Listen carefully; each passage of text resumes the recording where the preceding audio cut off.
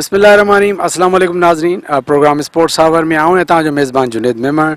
असां पंहिंजे नाज़रीन के प्रोग्राम में भली कार चवंदा। नाज़रीन अॼु असां स्टूडियो में मौजूद कोन आहियूं, तव्हांखे नज़र अची रहंदो अॼु असीं ग्राउंड में मौजूद आहियूं। ही ग्राउंड आहे हैदराबाद जो international cricket ground, Niaz stadium Hyderabad. तमामु तारीख़ी ग्राउंड आहे। अॼु असां हिन ग्राउंड में मौजूद आहियूं ऐं मौजूद हुजण जी जेको रीज़न आहे उहो तव्हांखे ॿुधाईंदो थो हलां। नाज़रीन पाकिस्तान में क्रिकेट जो चाम सभ खां वधीक आहे। पाकिस्तान में अगर स्पोर्ट्स की ॻाल्हि कजे क्रिकेट नंबर 1 ते आहे ऐं उन में जेके क्रिकेट में जेके स्टार्स आहिनि उन्हनि खे बि पाकिस्तान में एतिरो फॉलो कयो थो वञे, कंहिं ॿी स्पोर्ट्स खे एतिरो फॉलो नथो कयो वञे। स्टार्स की ॻाल्हि कजे इमरान ख़ान आहे, वसीम अकरम आहे, वकार यूनिस आहे, शाहिद आफरीदी, शोएब अख्तर, इन जा तमामु घणी इन जी फैन फॉलोइंग आहे ऐं माण्हुनि खे तमामु घणो पसंदि कनि था, लाइक कनि था, इन्हनि खे फॉलो कनि था। लाज़मी ॻाल्हि आहे जंहिं महिल एॾा वॾा स्टार्स आहिनि त उन्हनि जी इंस्पिरेशन थिए थी त जेके नौजवान आहिनि उहे बि चाहिनि था त असां बि हिन वांगुरु पंहिंजो नालो करियूं ऐं हिकिड़ा कामयाबु प्लेयर थियूं। त नौजवाननि जी बि कोशिशि हूंदी आहे त असां बि महिनत करे पाकिस्तान जी टीम में सिलेक्ट थियूं ऐं पंहिंजो हिकिड़ो वॾो तमामु नालो करियूं। त इन जी कोशिशि में पूरो पाकिस्तान कोशिशि कंदो आहे ऐं इन जो बेस्ट जेको आहे उहो क्लब क्रिकेट आहे। क्लब क्रिकेट हिकिड़ो बेस्ट आहे जिथां हर प्लेयर पंहिंजी शुरूआति कंदो आहे, महिनत कंदो आहे, प्रैक्टिस कंदो आहे ऐं कोशिशि करे कंदो आहे त उहो पाकिस्तानी टीम ताईं रसाई कनि। पोइ काफ़ी सारा मरल आहिनि, उन्हनि जी बि नाज़रीन खे ख़बर आहे। हाणे अगरि ॻाल्हि कजे असांजे कराची खां अलावा रेस्ट ऑफ सिंध जी ॻाल्हि कजे त हिकिड़ो वॾो टाइम हो, अगरि असां 10-12 साल पोयां वञूं त हिकिड़ो टाइम हो जो असां सभु इहा ख़्वाहिश कंदासीं त को सिंधी पाकिस्तानी टीम जी नुमाइंदगी कंदो या न। इहो वॾो वक़्तु हो, 50, 52, 55, 60 सालनि जो इंतज़ारु हो त को बि सिंधी पाकिस्तानी टीम में रसाई न करे सघियो। पर बाद में जंहिं महिल असां हिन शइ ते थोरो गौर ऐं वीचार कयो त मसइलो सिर्फ़ु सिंधी ॻाल्हाइण वारनि जो न हो। कराची खां अलावा पूरो जेको रेस्ट ऑफ सिंध आहे, हैदराबाद खां वेंदे लाड़काणे ताईं या जेके बि सिटीज़ आहिनि, जेके बि डिस्ट्रिक्ट आहिनि, इन्हनि जो को बि प्लेयर पाकिस्तानी टीम में रसाई न करे सघियो। इन में को क़ौमियत जो या ज़बान जो को मसइलो कोन हो। अगरि असांजो पठान हुजे हैदराबाद जो या मुहाजिर हुजे हैदराबाद जो या पंजाबी या इवन पूरे सिंध जो को बि हुजे, केर बि पाकिस्तानी टीम ते रसाई न करे सघियो। मूंखे उहो टाइम बि यादि आहे जॾहिं मरहूम असर अली शाह हिते आयो हैदराबाद में, त मोहम्मद अली शाह सॉरी, उन ऐलान कयो त अगरि जेको बि पहिरियों प्लेयर पाकिस्तानी टीम में प्ले कंदो उनखे आउं पंहिंजी तरफ़ां हिकिड़ो इनाम हो, उन चयो उन टाइम ते ऐलान कयो ॾींदुसि। त एतिरो हिकिड़ो इहो हिकिड़ो मुक़ाबिलो त आख़िर केरु आहे जेको पहिरियों प्लेयर जेको हिन रीजन्स मां, माना कराची खां अलावा रेस्ट ऑफ सिंध मां केरु आहे जेको पहिरीं पाकिस्तानी टीम जी नुमाइंदगी हासिलु कंदो।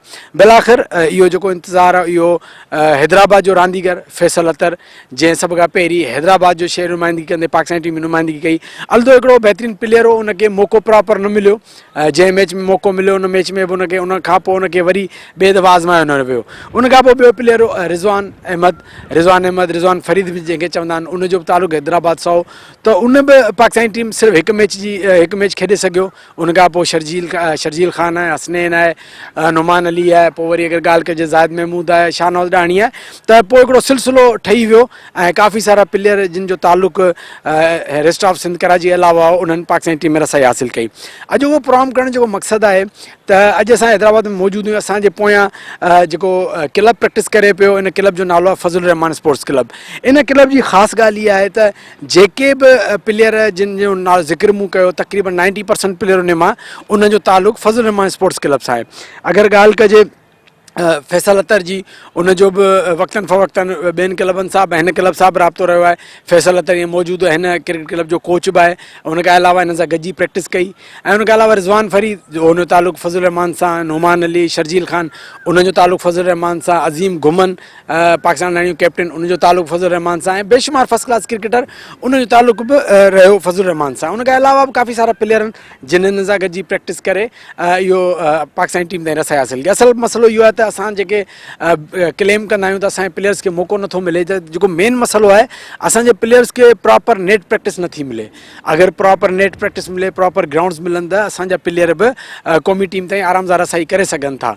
पर हिकिड़ो प्लेटफॉर्म मिलियो फज़लुर रहमान क्रिकेट क्लब जो, हिते प्रैक्टिस कई, स्टेडियम जो माहौल मिलियो, ट्रॉफी विकेट मिली, नेट प्रैक्टिस कई, त हिन जो फ़ाइदो थियो त काफ़ी सारा प्लेयर पाकिस्तानी टीम ताईं रसाई करण में कामयाबु थी विया। त अॼोको असांजो मक़सदु आहे त कहिड़े नाज़रीन खे असीं ॿुधायूं त क्लब में केतिरी महिनत थिए थी क्लब क्रिकेट में, ऐं हिकिड़ो अहिड़ो क्लब जंहिं एतिरा प्लेयर प्रोवाइड कया आहिनि पाकिस्तान जे लाइ, त अॼु असां उन क्लब जे रूहे रवा आहिनि, जा प्लेयर्स आहिनि, जा कोचिस आहिनि, त उन्हनि सां कचहरी कंदासीं त आख़िर फज़लुर रहमान स्पोर्ट्स क्लब में कहिड़ी ख़ासि ॻाल्हि आहे जंहिं मां प्लेयर्स खे एतिरी कामयाबी मिली आहे जो एतिरनि प्लेयर पाकिस्तानी टीम ताईं रसाए हासिलु कई। त नाज़रीन हाणे त हलो त अॼु हली था पाण जेके फज़लुर रहमान क्रिकेट क्लब जा कोचिस आहिनि या उनजा जेके रूहे रवा आहिनि या जेके प्लेयर्स आहिनि उन सां कचहरी कयूं था त केतिरी महिनत कनि था ऐं हाणे इन फ्यूचर कहिड़ा प्लेयर असांखे नज़र ईंदा पाकिस्तानी टीम में। अचो नाज़रीन हलूं था कचहरी कयूं था।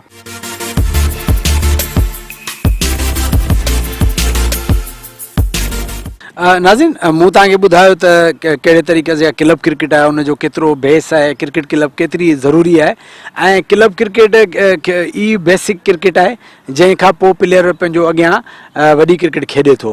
ऐं मूं तव्हांखे फज़लुर रहमान जो पूरो इंट्रोडक्शन मूं तव्हांखे ॾिनो, ऐं असां सां गॾु हींअर मौजूदु आहे फज़लुर रहमान क्रिकेट क्लब जो रूहे रवा। सम्झो त फज़लुर रहमान क्रिकेट खे पूरो हलाइण वारो शुरू खां वठी करे ऐं जो क्लब जो नालो आहे उहो बि हिननि जे वालिद साहिब जे नाले ते आहे, असां सां गॾु मौजूदु आहे। ऐं पाण साबिक़ा फर्स्ट क्लास क्रिकेटर आहिनि, सम्झो त हिन जो नालो हफ़ीज़ुर रहमान आहे। हफ़ीज़ुर रहमान बि सम्झो त तक़रीबन पाकिस्तान में खेॾे सघियो, बाक़ी ओवरऑल पूरी क्रिकेट आहे। अस्सलाम वालेकुम हफ़ीज़ भाई। हफ़ीज़ भाई मैंने बता दिया है सबको कि फज़लुर रहमान क्रिकेट क्लब के हवाले से नाज़रीन को बता दिया है, क्योंकि क्लब क्रिकेट को प्रमोट करना भी हमारा काम है, क्योंकि क्लब क्रिकेट ही ऐसी क्रिकेट है तो सब क्लब इतने बड़े अचीवमेंट नहीं हासिल कर पाते जो आपके क्लब ने अचीव किए, कि आपके क्लब ने इतने ज़बरदस्त प्लेयर हैदराबाद से प्रोवाइड किए पाकिस्तान के लिए। आप बताएंगे ये जो क्लब में जो मेहनत होती है, नेट होता है, किस तरह से आपके प्लेयर्स ने इतनी कामयाबी हासिल की? जुनेद भाई देखें ना, बेसिक जो है ना, जो बेसिक क्रिकेट है वो है क्लब क्रिकेट। क्लब क्रिकेटर ही जो बनते हैं, पाकिस्तान क्लब वाले जो ऑर्गेनाइजर्स होते हैं या क्रिकेटर होते हैं, क्लब से खेल के आदमी डिस्ट्रिक्ट, डिवीज़न, रीजन और फिर पाकिस्तान के लिए क्लब से खेलते हैं। हमारा क्लब ये आपको पता है माशाल्लाह बहुत पुराना क्लब है 93 से, और हम यहाँ डेली नेट करते हैं और वो दिन में हफ्ते के अंदर हम 4 दिन प्रैक्टिस करते हैं। और माशाल्लाह आप देख लेंगे सारे बेस्ट प्लेयर हमारे क्लब से निकले हैं। पाकिस्तान जो भी खेले, सबसे पहले मैं रिप्रेजेंट किया मैंने पाकिस्तान, मेरे बाद फिर फैसल अत्तर खेला है, फिर शर्जील खान है, रिजवान अहमद है, शर्जील खान है, और नुमान अली भी पाकिस्तान खेल रहा है टेस्ट क्रिकेटर। माशाल्लाह हमारे हैदराबाद से और हमारे क्लब के बहुत अच्छे क्रिकेटर थे। अजीम गुमन पाकिस्तान अंडर 19 का कप्तान था वर्ल्ड कप के अंदर। इसी तरह शुएब लगारी है, नईमुर रहमान है, सुफियान है, फरहान है, और अदनान ताज है हमारे मलिक, वो भी फर्स्ट क्लास क्रिकेटर हैं। आजकल अमेरिका में क्रिकेट भी खेल रहे हैं और क्रिकेटर भी करा रहे हैं। और अकरम खान का मैं जिक्र करूंगा कि पाकिस्तान के बेस्ट ओपनर थे, वो आजकल फिलिपाइन के अंदर क्रिकेट खेल रहे हैं। तो हमारे क्लब ने माशाल्लाह बहुत मेहनत की है, और हमारे क्लब की वजह से हैदराबाद का नाम और हैदराबाद से पूरे पाकिस्तान का नाम हमारे क्लब की वजह से माशाल्लाह हुआ। हमारा डेली नेट होता है, और हमारे जो एक्स चेयरमैन है काशिफ शोरो साहब, उनका भी बड़ा किरदार है। जाम खान साहब का भी उन्होंने हमें परमिशन दी और हर तरह सपोर्ट करते हैं। हमारा यहाँ का जो अमला है, नियाज स्टेडियम का दीदार भाई है, सलामत मसीह, सारे सपोर्ट करते हैं हमें। तो एक बहुत अच्छा माहौल बना हुआ है। आप भी माशाल्लाह हमारे साथ नेट करते हैं, तो आप भी पुराने क्रिकेटर हैं हमारे क्लब के, और आपने बड़ी अच्छी क्रिकेट भी खेली है। तो जो भी यहाँ आप देखें सारे बच्चे आए हुए हैं, छोटे छोटे बच्चे हैं ना, ये अंडर 13, 16 से आते हैं, खेलते खेलते ये पाकिस्तान की तरफ खुद ही चले जाते हैं। अब आजकल तो बोर्ड ने बहुत अच्छा किया कि 13 का भी रखा हुआ है, 16 है, 19 है, बड़ा अच्छा प्रोसीजर हो गया है। इसलिए अब बच्चों को आसानी से ना पाकिस्तान की क्रिकेट मिल जाती है। अगर ये तीनों इवेंट खेल लेते हैं तो ये फिर पाकिस्तान के लिए चले जाते हैं। तो हमारा ये किरदार है कि हम चाहते हैं कि हमारी जो क्रिकेट है हैदराबाद की बेहतर हो जाए। अभी काफ़ी साल क्रिकेट बंद थी, तो इस वजह से हैदराबाद की क्रिकेट पीछे चली गई थी। नियाज स्टेडियम ग्राउंड भी आपको पता है PCP में चला गया था, तो इधर घुसने नहीं देते थे। फिर वापस हमारे पास आया है ग्राउंड, तो हमने ग्राउंड को खोला है और हमने परमिशन लेके यहाँ नियाज स्टेडियम में बच्चों को प्रैक्टिस कराते हैं। माशाल्लाह सारे इलाके के आते हैं, और इधर हमारे पास कोई तमीज़ नहीं है कि आपके देख लें, हर ज़बान का, हर मज़हब का हमारे पास है ना प्लेयर क्रिकेट खेलता है। तो बस ये है। अच्छा हफीज़ भाई, हमने देखा है क्लब तो बहुत हैं पाकिस्तान में, हैदराबाद में, हर जगह, लेकिन इतनी अचीवमेंट्स हर क्लब की नहीं है। अगर आपके पास, आप क्या समझते हैं क्लब के लिए क्या ज़रूरी है, और क्या आपने तरीक़ेकार ऐसा अपनाया कि आपके प्लेयर्स को इतनी कामयाबी मिली? जुनेद भाई, मसला ये है कि ये साला साल क्रिकेट खेले हैं ये लोग। ये जितने भी पाकिस्तान खेले इन्होंने बहुत मेहनत की है, और उसमें रिजवान फरीद का बड़ा हाथ है हमारी क्रिकेट की टीम को ऊपर ले जाने में, इसलिए कि वो बड़ा मेहनती था और कप्तानशिप अच्छी करता था और बच्चों से मेहनत कराता था। इसलिए मैं भी फिर पाकिस्तान के बहुत सारे कैंप अटेंड किए, तो वो सारी चीज़ें मैंने अपने प्लेयर्स में डाली। ज़्यादातर लोग पाकिस्तान नहीं खेले मेरे से पहले, ना पाकिस्तान कैंप के अंदर गए, तो मुझे पता था कि पाकिस्तान का प्लेयर कैसे बनाना चाहिए। और आप ये देख लेंगे सारे पाकिस्तान, हमारी टीम खेल रही है कि मैं पाकिस्तान तक भी पहुँचा हूँ क्रिकेट में, और पाकिस्तान की सारी क्रिकेट मैंने खेली है।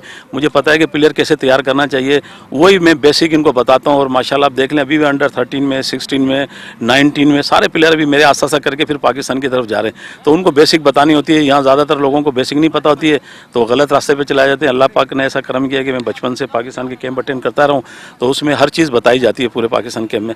अच्छा, अभी भी एक क्वेश्चन है, ये इससे थोड़ा हटके है, थोड़ा इससे क्वेश्चन ये है कि अभी हमने देखा जब से सिंध एसोसिएशन बनी है, जो पहले रीजन सिस्टम था, डिस्ट्रिक्ट, वो ख़त्म हो गया, अब सिंध एसोसिएशन सिस्टम बना है, तो वो सारे ऑफिशियल कराची के हैं और उनकी हत्या की कोशिश होती है कि वो तकरीबन प्लेयर कराचियों को मौका मिलता है।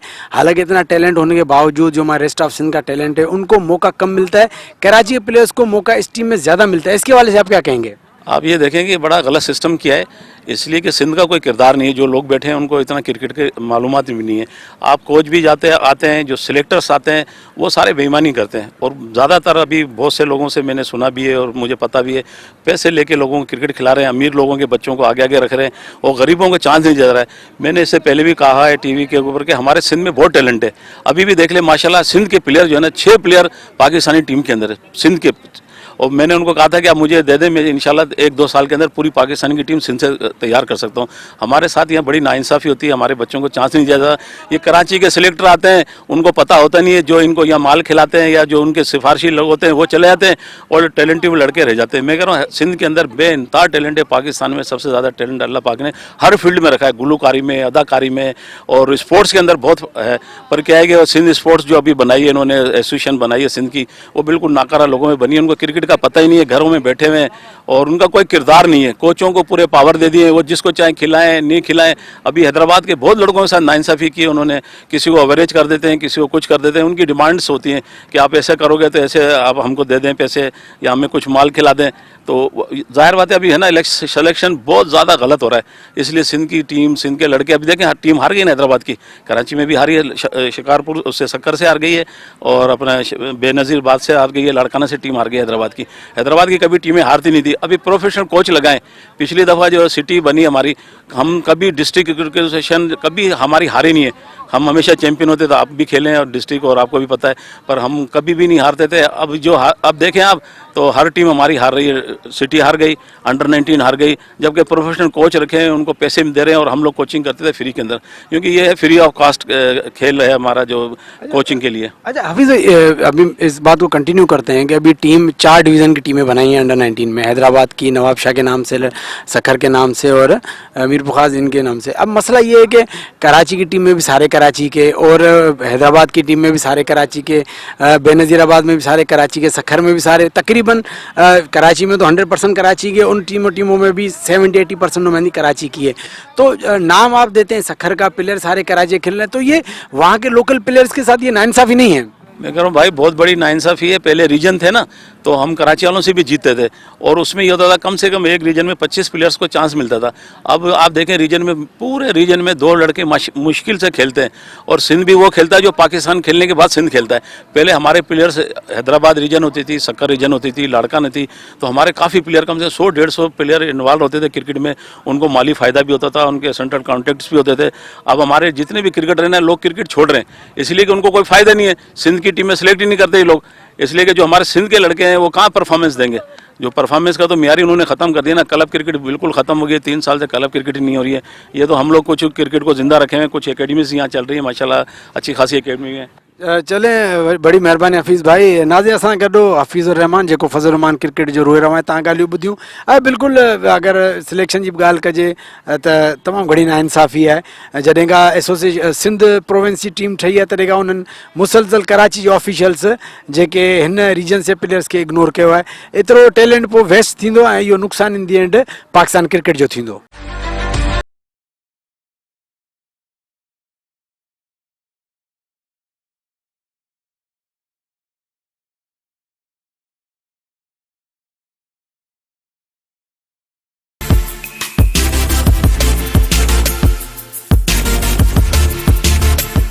नाज़रीन, हाणे असां सां गॾु आहे जेको ज़िक्र कजे रेस्ट ऑफ सिंध जी ॻाल्हि कजे कराची खां अलावा, त पहिरियों प्लेयर जंहिं पाकिस्तान टीम में नुमाइंदगी कई ऐं तमामु वॾो प्राउड आहे हैदराबाद जे लाइ।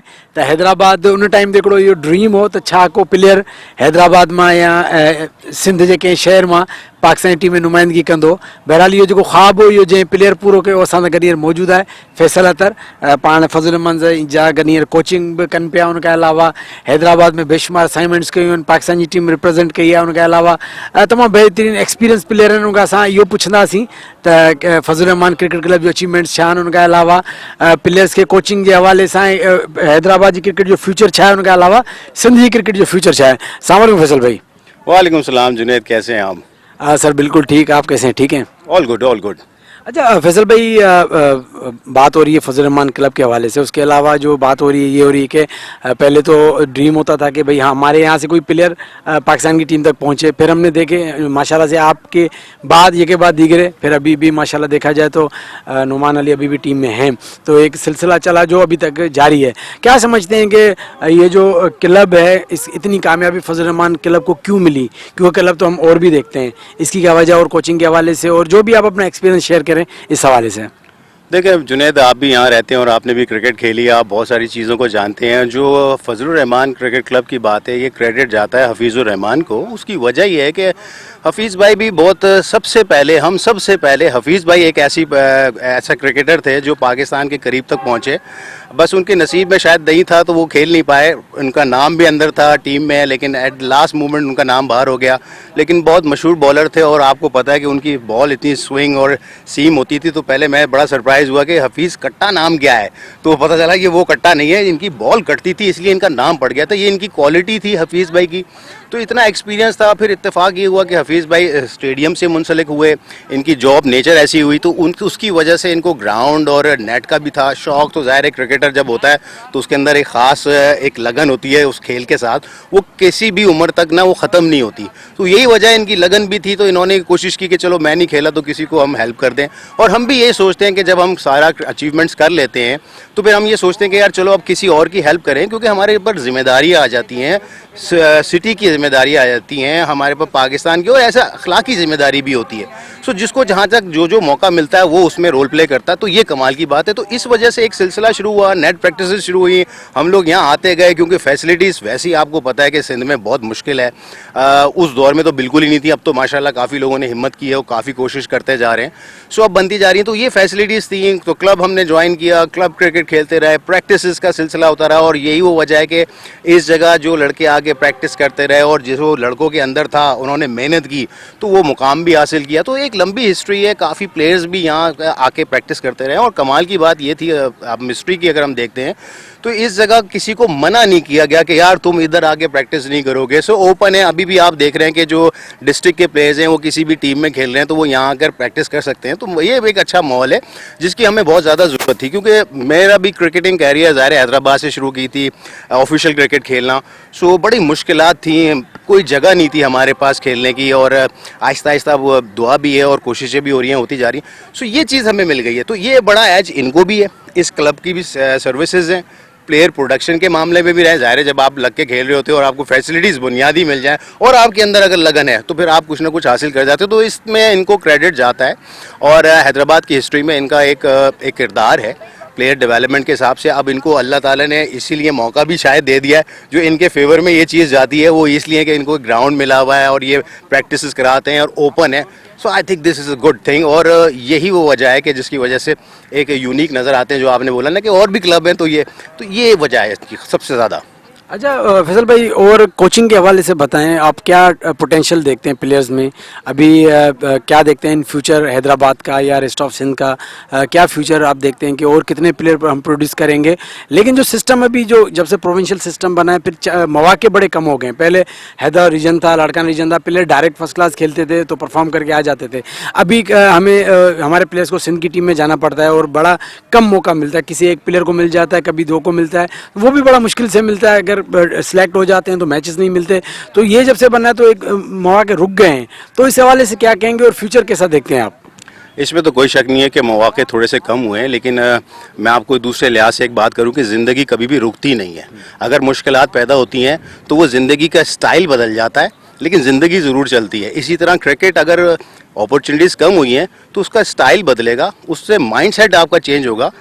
हम पाकिस्तान यहाँ से खेले, हफीज़ भाई करीब पहुँचे, उसके बाद हम खेल गए, अल्लाह का शुक्र है इस बात का। लेकिन हमने मेहनत नहीं छोड़ी, हम पॉजिटिव रहे और हमारा पूरा यकीन रहा अल्लाह के ऊपर भी और अपनी कोशिश करते रहे कि हम एक दिन कर जाएंगे, और यही वजह थी कि हम कर गए। सो मैं इस लिहाज से बात करूंगा कि अगर मुश्किलात कम हो ज़्यादा आ रही हैं, अपॉर्चुनिटीज़ कम हैं, तो आप इस तरफ मत देखें, आप अपने आप को इतना वो करें। जैसे इकबाल साहब, अल्लामा इकबाल ने बात कही कि खुद ही को कर बुलंद इतना। जब आप इतने मजबूत हो जाते हो तो मैं नहीं समझता कि कोई रोकता है, क्योंकि देखिए चैलेंजेस तो आपके पास अपॉर्चुनिटीज़ ज़्यादा हो तब भी हैं। अब ये होगा कि आपको मेहनत करने का एक वो दे दिया है कि भाई आप मेहनत करोगे, आप में कुछ होगा तो आप रास्ता बनाओगे, और अगर यहाँ ये रास्ता इस तरह बना लेते तो परफॉर्म भी करेंगे, आगे भी बढ़ेंगे। सो हमें चीज़ों को मुख्तलिफ अंदाज में लेना चाहिए। अपॉर्चुनिटीज़ अगर ऑफिशियल नहीं हो रही तो बाकी लोगों का भी किरदार है कि उसमें वो किरदार अदा करें, लोगों को फैसिलिटेट करें। हमारी यूथ है, हमारा मुल्क है, हमारा शहर है, सो ये सब हमारे हैं। सो हमें मिल के कुछ ना कुछ रोल प्ले करना होगा, तभी ये बेहतरी की सूरत आएगी और फिर दूसरे लोग भी अप्रिशिएट करेंगे। रोल मॉडल बनना पड़ेगा। जी थैंक यू फैसल भाई, आपने बड़ा अच्छा एक्सप्लेन किया। नाज़िर सां गॾु आहे ब्रिगेडियर आमिर ज़ाहिद ख़ान, ही बि पाण बि फज़ल रहमान क्रिकेट क्लब जो हिसो आहिनि। असां इन्हनि खां पुछंदासीं, सर फज़ल रहमान क्रिकेट क्लब हिकिड़ो तारीख़ी क्लब आहे, पुराणो क्लब आहे, जंहिंमां काफ़ी सारा प्लेयर पाकिस्तान टीम ताईं पहुता, पर अमूमन आम क्लब्स खे एतिरियूं अचीवमेंट्स मिलंदियूं कोन्हनि। पर इन जो राज़ छा आहे, ऐं जेके सहूलियतूं फज़ल रहमान क्रिकेट क्लब वटि नेट आहे, प्रैक्टिस आहे, इहे ॿियनि क्लबनि ॾे कोन्हनि। तव्हां हिन हवाले सां छा चवणु चाहींदव? सब खां मेमन साहब हिकिड़े सवाल में टे सवाल गॾियल आहिनि। मां कोशिशि कंदुमि कि सभिनि जो जवाबु इंशाअल्लाह ताला। फज़लुर रहमान क्लब हैदराबाद जो अहिड़ो क़दीमी क्लब आहे जंहिंखे एज़ाज़ आहे कि ही वाहिद क्लब आहे जंहिंमां 4 इंटरनेशनल बल्कि 5 इंटरनेशनल। पहिरीं हफ़ीज़ुर रहमान साहब आहे, हू पाकिस्तान जी नुमाइंदगी कई। उनखां पोइ 2 टेस्ट क्रिकेटर, नोमान ऐं शर्जील, ऐं तव्हां मुंहिंजे ख़्याल में थोरी देरि पहिरीं फैसल अतर साहब ॻाल्हाए ॿोलियो आहे। ऐं फज़लुर रहमान जी ख़िदमत जी ॻाल्हि हुजे त आउं चवंदुसि हिन जो सिलो या जो सहरा जेको आहे हू हफ़ीज़ुर रहमान जेको हिन क्लब जो सरपरस्त आहे, हफ़ीज़ुर रहमान जेको हैदराबाद जो पहिरियों बैन अल-अक़वामी क्रिकेटर आहे, हुनजी जेकी कमिटमेंट आहे हिन क्लब सां ऐं हुनजो जेको लाॻापण आहे, प्यार आहे नौजवाननि सां, क्रिकेट सां। ऐं आउं ॾिसां पियो हिकु तवील अरसे सां कि हफ़ीज़ुर रहमान तमामु घणी ख़िदमत करे पियो। ही ॻाल्हि आहे मुंहिंजे ख़्याल में 2001 जी मुंहिंजी मुलाक़ात थी हफ़ीज़ साहब सां। हुन वक़्तु आउं हिते मेजर होम हैदराबाद में मुंहिंजी पोस्टिंग हुई ऐं आउं शुरू कई हिते नेट प्रैक्टिस।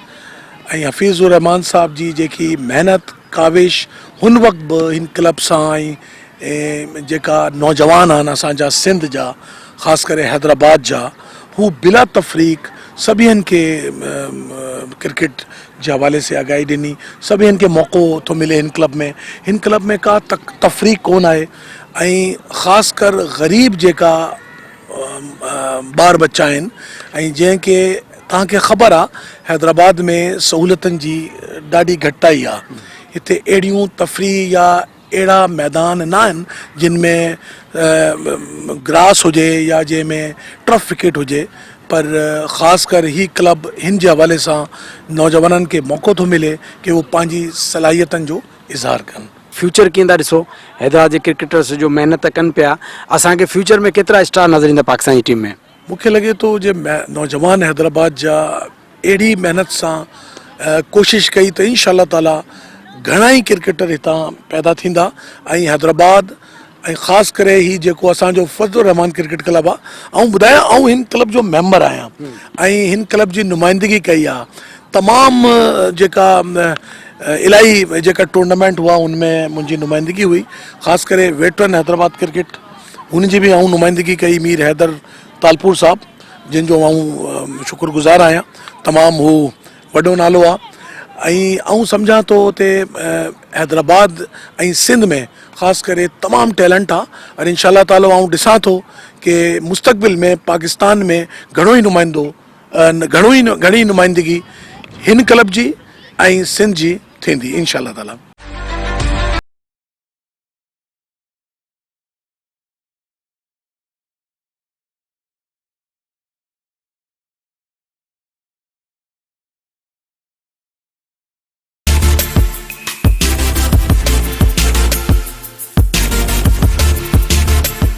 नाज़रीन, फज़ल रहमान क्रिकेट क्लब जो सीनियर रांदीगर ऐं जेको हींअर जूनियर प्लेयर्स खे सेखारे पियो, सम्झो त कोचिंग बि करे थो, त नईमुर रहमान फर्स्ट क्लास क्रिकेट खेॾियो आहे, लीग क्रिकेट खेॾियो आहे, असां सां गॾु मौजूदु आहे। उन खां पुछंदासीं त हींअर फ्यूचर छा था ॾिसनि ॿारनि जो, ऐं जेको फज़ल रहमान क्रिकेट क्लब जो अचीवमेंट्स उन हवाले सां हिन खां पुछंदा। नहीं भाई, फज़ल रहमान क्रिकेट क्लब के हवाले से बताएं, उसके अचीवमेंट के हवाले से बताएं, और प्लेयर्स को आप सिखाते हैं, कितना पोटेंशियल देखते हैं प्लेयर में, क्या देखते हैं फ्यूचर में ये प्लेयर कहाँ तक जाएंगे? बहुत शुक्रिया जुनैद भाई। बात दरअसल ये है कि यहाँ पर ये तो क्लब तो आपको पता ही है कि काफ़ी पुराना क्लब है यहाँ पर, तो इससे हमारे इंटरनेशनल प्लेयर जैसे फैसल अत्तर है, रिजवान है, जो हैदराबाद के प्लेयर थे, तो वो भी इंटरनेशनल खेल गए। फिर ये कि अभी जो हमारा रिसेंटली जो प्लेयर है नुमान अली है, वो भी खेल रहा है, इसी क्लब का है वो। और ये है कि अब अच्छा ये टैलेंट है आगे, तो ये कि इंशाल्लाह आगे जाके और भी यहाँ से प्लेयर आगे जाएंगे, पाकिस्तान टीम के लिए खेलेंगे। नाज़रीन, असां सां गॾु मौजूदु आहे हैदराबाद जो सीनियर प्लेयर जेको जंहिं अंडर 19 लेवल ते पाकिस्तान खे रिप्रेजेंट कयो, आसिम महमूद। उन खां पुछंदासीं, अच्छा आसिफ भाई, फज़ल रहमान क्रिकेट क्लब में यहाँ पे माशाल्लाह डेली नेट होता है, उनके अचीवमेंट है, इनसे ये इस क्लब से काफ़ी प्लेयर पाकिस्तान खेले, तो इस तरह का माहौल आप क्या समझते हैं कि ये आपको क्या लगता है कि इस तरह का माहौल होना चाहिए और इस तरह की फैसिलिटीज़ होनी चाहिए, और किस तरह का माहौल है, और यहाँ से क्या लगता है आपको कितने प्लेयर आगे फ्यूचर में पाकिस्तान खेलेंगे? बिस्मिल्लाहिर्रहमानिर्रहीम। काफ़ी टाइम बाद इस तरह का माहौल देखने को मिला है कि ग्राउंड भरा हुआ है, चारों तरफ नेट हो रहे, तो बड़ा अच्छा माहौल है, और इस तरह होता रहेगा तो इंशाल्लाह यहाँ से बहुत प्लेयर निकलेंगे, और ऑलरेडी खेल भी रहे नुमान भाई जैसे हस्नैन, शर्जील भाई, तो बस यही है। चले, थैंक यू। अच्छा, असां सां गॾु हिकिड़ो प्लेयर गॾु मौजूदु आहे, अकेडमी रिसेंटली क्लब ज्वाइन किया है। अच्छा सर, आपने यहाँ पे आते हैं, प्रैक्टिस कैसी है, कैसे आपको सिखाते हैं, और क्या लग रहा है कि आप फ्यूचर में कितना आगे क्रिकेट खेलेंगे? जी अल्हम्दुलिल्लाह, यहाँ पे बहुत अच्छा स्टाफ है, कोच अच्छे हैं हमारे, सर हफीज़ुर रहमान जी सबसे मेहनत करवाते हैं, उस हिसाब से जो भी इधर सर हफीज़ से सीखेगा उसको यही लगेगा कि मैं इंशाल्लाह मुस्तकबिल में पाकिस्तान टीम को रिप्रेजेंट कर सकता हूँ। असां सां गॾु नंढड़ो मौजूदु आहे, उहो बि हिते नेट कंदो आहे, प्रैक्टिस कंदो आहे, यकीनन हिन जा बि ख़्वाब हूंदा त उहो बि महिनत करे पाकिस्तान टीम में कोशिशि रसाई करे। असां हुन खां पुछंदासीं त कहिड़े तरीक़े सां हिते प्रैक्टिस करे थो। नाना, तव्हांजो नालो छा आहे? फैज़ान अली। फैज़ान अली, तव्हां ॿुधायो, तव्हां हिते प्रैक्टिस कयो था, डेली केतिरी महिनत कयो था, तव्हांखे छा थो लॻे हिते कोचिंग कीअं था कराइनि, ऐं तव्हां केसि ताईं इंशाल्लाह तव्हांजी कोशिशि आहे तव्हां क्रिकेट खेॾंदव? जी असां पाकिस्तान टीम में वेंदासीं, हिते बहितरीन प्रैक्टिस थींदी आहे, इंशाल्लाह पाकिस्तान टीम में वेंदासीं। चलो चलो, ठीकु आहे, असीं तव्हांखे गुड लक विश कयूं था। असांखे ॿियो बि नंढड़ो मौजूदु आहे, असां हुन खां पुछंदासीं, तव्हांजो नालो छा आहे? माय नेम इज़ वीर। अच्छा, वीर आपका नाम है। अच्छा, क्या कैसी यहाँ पे प्रैक्टिस होती है, और आपकी क्या कोशिश होगी, आप कहाँ तक क्रिकेट खेलें? यहाँ पर तो दरअसल अच्छी प्रैक्टिस होती है, और हफीज़ भाई भी इतने अच्छे हैं जो यहाँ पर अच्छी प्रैक्टिस कराते हैं, और मेरा सपना है कि मैं पाकिस्तान खेलूँ। चलो चलो, इंशाल्लाह हम आपको गुड लक विश करता है। ॿियो बि नंढड़ो असां सां गॾु आहे, तव्हांजो नालो छा बाबा? सैयद मोहम्मद काज़िम अली शाह। अच्छा अच्छा, तव्हांजो ख़बर, तव्हां बॉलिंग कंदा आहियो, बैटिंग कंदा आहियो? जी मां बैटिंग कंदो आहियां। बैटिंग कंदा आहियो, कीअं शाहिद आफरीदी वांगुरु या बाबर आज़म वांगुरु? बाबर आज़म वांगुरु, जेको तव्हांखे बहितर लॻे। हिते मज़ो इलाही ईंदो आहे, माना सुठो आहे, प्रैक्टिस सुठी थींदी आहे। जी जी। हाँ, छा थो लॻे, तव्हां पाकिस्तान खेॾे वेंदा आहियो? ॾिसूं। हाँ जी, बिल्कुलु महिनत कंदा त खेॾे वेंदा न, इंशाल्लाह कोशिशि कयो, ठीकु आहे। असां सां गॾु हिकिड़ो ॿियो नंढो गॾु मौजूदु आहे, उनखां पहिरीं नालो पुछे, तव्हांजो नालो छा आहे? फरमान अली। फरमान अली, तूं छा कंदा आहियो, बैटिंग कंदा आहियो, बॉलिंग कंदा आहियो? बैटिंग। हाँ, कीअं बैटिंग कंदा आहियो, शाहिद आफरीदी वांगुरु या बाबर आज़म वांगुरु? सही कंदा आहियूं, सुठी कंदा आहियूं। सही माना छा मतिलबु, बाबा वांगुरु? हा। छा तव्हांजो छा कोशिशि आहे, तव्हां पाकिस्तान खेॾंदा या न? इंशाल्लाह।